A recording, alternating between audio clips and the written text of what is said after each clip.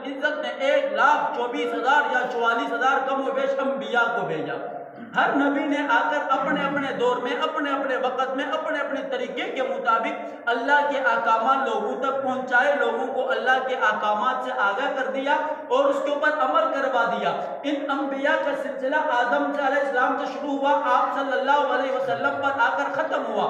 میں اور آپ چونکہ آخری نبی کے امتی ہے، میں اور آپ امت محمدی میں سے ہے، میں اور آپ جس شریعت کے اوپر عمل کرتے ہیں وہ شریعت محمدی ہے۔ اب ہم نے اس کی رہنمائی لینی آپ صلی اللہ علیہ وسلم کی زندگی سے کہ ہم نے کیسے اللہ کے احکامات پر عمل کرنا ہے، ہم نے کیسے اللہ کے احکامات کو آگے پہنچانا ہے۔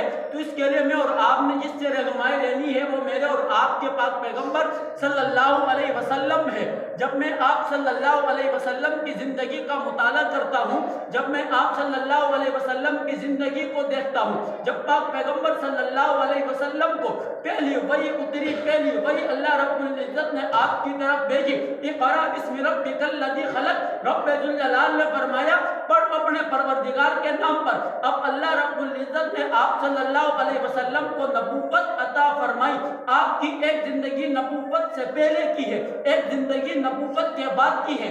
اب میرے اور آپ کی یہ مشعل راہ ہے جس کو میں اور آپ نے فالو کرنا ہے، وہ میری نبی کی زندگی نبوت سے پہلے کی بھی ہے اور نبوت کے بعد کی زندگی بھی ایسی زندگی ہے جس سے مجھے رہنمائی ملتی ہے، اور نبوت سے پہلے کی زندگی بھی اتنی پاکیزہ زندگی تھی۔ آپ صلی اللہ علیہ وسلم کو ابھی نبوت نہیں ملی تھی، اس وقت کفر اور شرک کا نظام تھا، اس وقت ہر طرف اندھیرا ہی اندھیرا تھا، جس کی لاٹھی اس کا بیس کا قانون نافذ العمل تھا۔ عورت کی کوئی زندگی نہیں تھی، سب کی ماں کو لا کر، سب کی بہن کو سجا کر، چوک کے اوپر کھڑے کر کے ایک ایک جسم کے عضو کے اوپر ہاتھ رکھ کر تعریفیں کی جاتی تھی، پھر اس کی بولی لگا دی جاتی تھی۔ اس زمانے کے اندر میرے نبی نے نبوت سے پہلے بھی ایک زندگی گزاری ہے، وہ زندگی میرے لیے آئیڈیل ہے۔ اس وقت بھی میرے نبی صادق اور